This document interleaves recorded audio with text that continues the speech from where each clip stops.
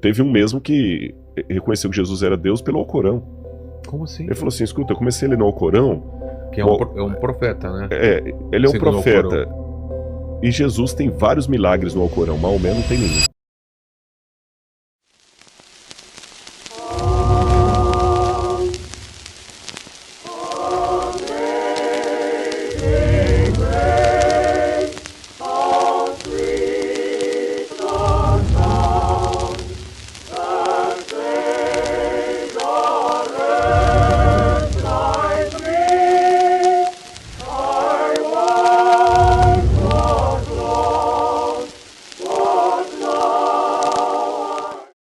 Do povo. Agora, aproveitando isso, eu acho que tem um assunto que eu queria tratar rapidamente com você aqui.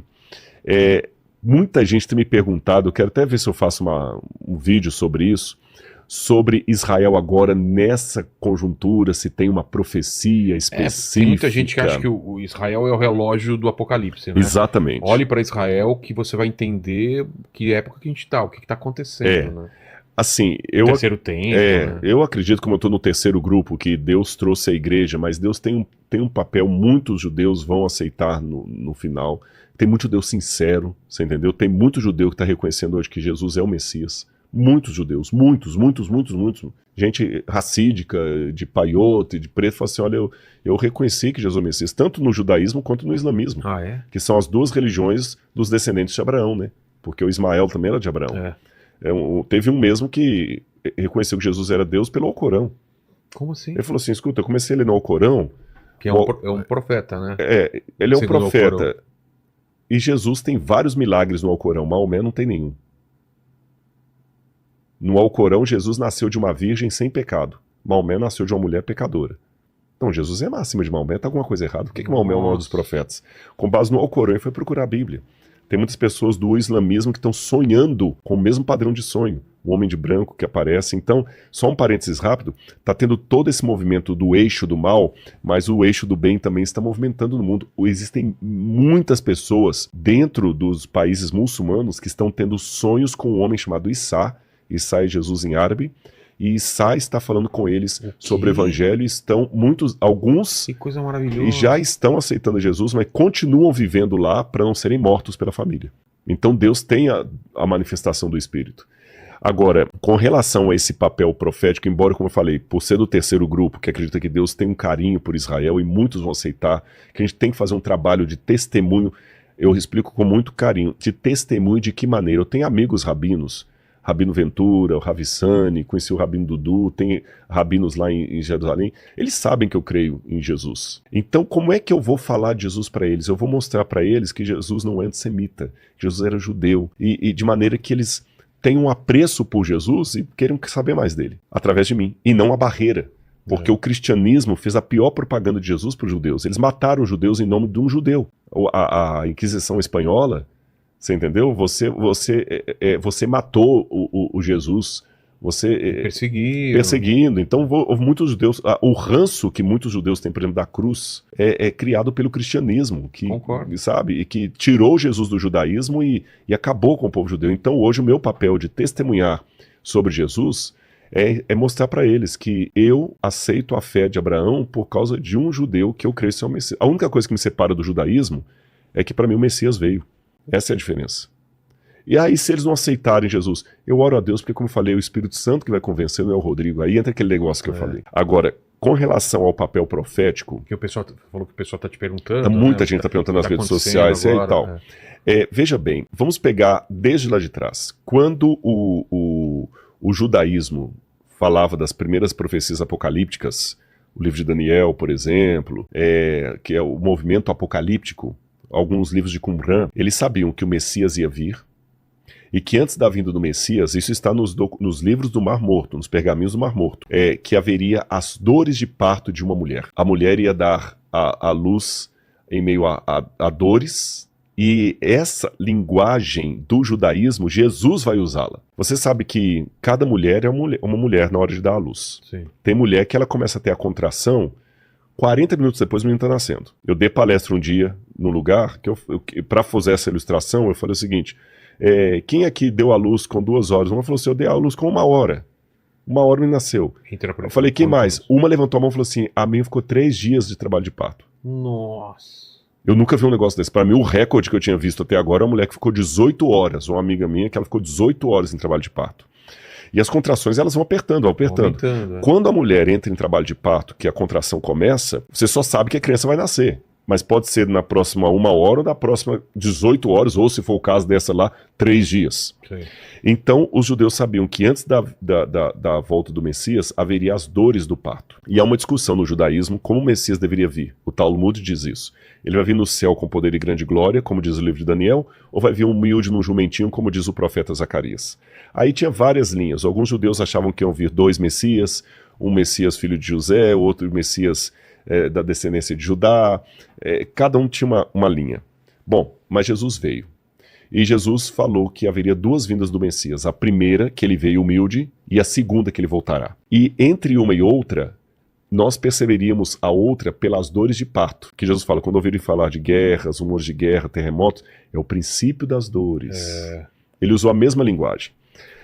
Aí veio a igreja cristã primitiva. Os primeiros leitores do Apocalipse e das cartas de Paulo, que viveram no 2º século de nossa era, os chamados pais da igreja, nenhum deles interpretou que o anticristo viria de Israel, não. Eles deixaram bem claro o seguinte, o anticristo virá de Roma. O anticristo virá de Roma. Que era o povo que oprimia os judeus? Exatamente. Exatamente. E o anticristo vai ser justamente quando o cristianismo der as mãos para Roma. Até, se não me engano, achou o pastor Júnior, que teve aqui o Paulo Júnior. Paulo Júnior. Acho que foi dele que eu vi um recorte aqui, que ele falou, e eu concordei muito com essa visão dele. Então você vê que fala ali que era de Roma. Não estou falando que ele crê exatamente como eu creio, mas esse recorte que eu vi foi um recorte, foi um short ali. Roma.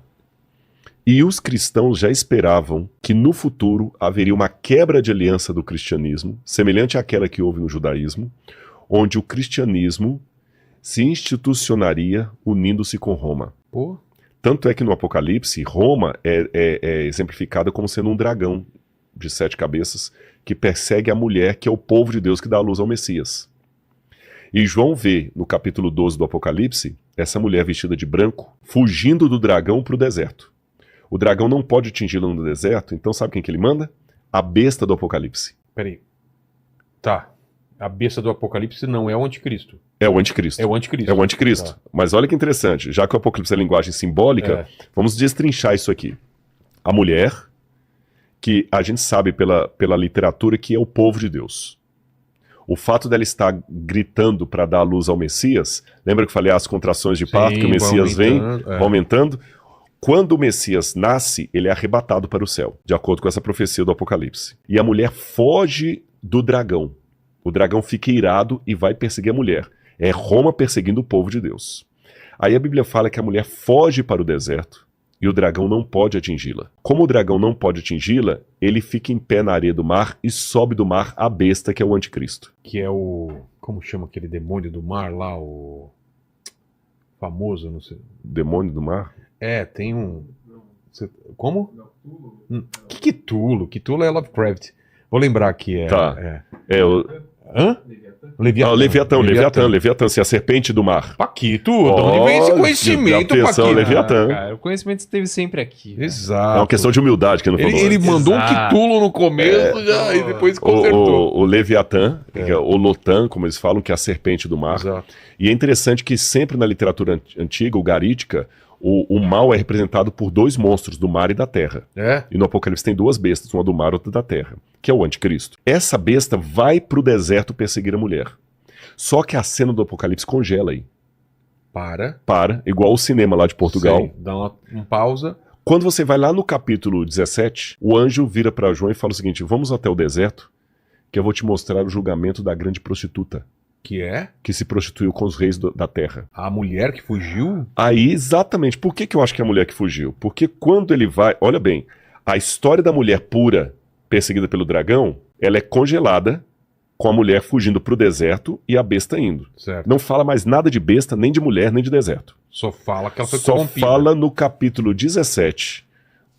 Quer dizer, a besta fala no capítulo 14, mas da besta e a mulher... Só volta no capítulo 17. Aí quando volta no capítulo 17, um anjo vira para João, você pode até acompanhar, e ele fala aqui, ó, capítulo 17, olha. Veio um dos 7 anjos, que tem as 7 taças cheias da cólera de Deus, e falou comigo dizendo, vem, vou mostrar a você o julgamento da grande prostituta que está no deserto. E o anjo transportou-me em espírito a um deserto. E quando João vai ao deserto, João vê o quê?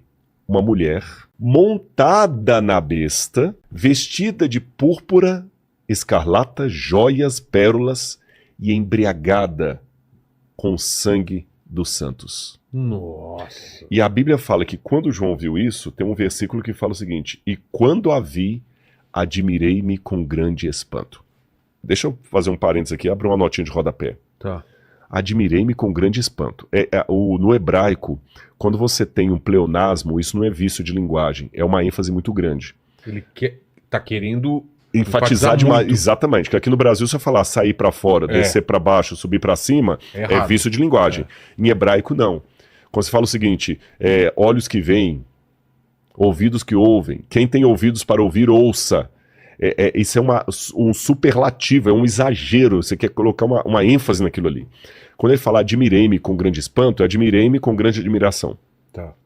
Vamos convir. No Apocalipse, até aqui, João já tinha visto o dragão sendo expulso do céu. Ele viu o trono de Deus. Poxa, por que ele vai ser... Tem que ser um negócio muito fora da curva para admirá-lo. Tá certo? Se você já andou de avião para cima e para baixo, para você se admirar com um voo, tem que ser a primeira classe da Emirates. Exato. Senão é mais um dia. Senão é mais um dia. Por que João se admirou tanto? É porque ele viu o que ele nunca imaginava. A mulher, povo de Deus, que foi para o deserto perseguida pela besta, está agora colhada com a besta, montada na besta e embriagada com o sangue dos santos. O montada não significa que ela dominou a besta, mas sim ela estão juntas. Estão juntas. E sabe por que estão juntas? Essa imagem que Deus mostra para João aqui é a mesma imagem que você tem na mitologia grega, que na mitologia grega tem a história de uma mulher, que eu não vou revelar o nome dela agora, daqui a pouco eu vou revelar. Essa mulher trai o marido e ela foge com Zeus, que aparece como uma besta, um touro, que o touro é uma besta, o burro é uma besta, a mula é uma besta, o touro é uma besta nas águas. E lá no Líbano, por exemplo, nós temos um mosaico, no Líbano, na Turquia, um mosaico que eram as casas dos ricos, que mostrava essa cena. E essa mulher que foge com o boi sobre as águas, ela é descrita como uma mulher que se assenta sobre muitas águas. A mesma descrição do Apocalipse daquela mulher. Exato. E sabe qual que é o nome dessa mulher? Não. Europa. Europa? Que doideira. Europa. E João vai mais além. Aqui, eu convido o pessoal em casa depois a lerem o capítulo 17 do Apocalipse. O anjo ainda explica para João, essa mulher que você viu, que se assenta sobre muitas águas, essas águas são povos, nações, línguas e reinos. E essa mulher também é aquela cidade que se assenta sobre 7 colinas. Qual cidade é essa? Roma. Por que 7 colinas? Porque você tinha 7 colinas em Roma. Tem uma moeda no museu lá que tem Roma, nessa moeda, Roma é eterna, com uma mulher sentada sobre 7 colinas. Nossa. Qualquer historiador sabe que Roma é descrita como uma cidade sobre 7 colinas.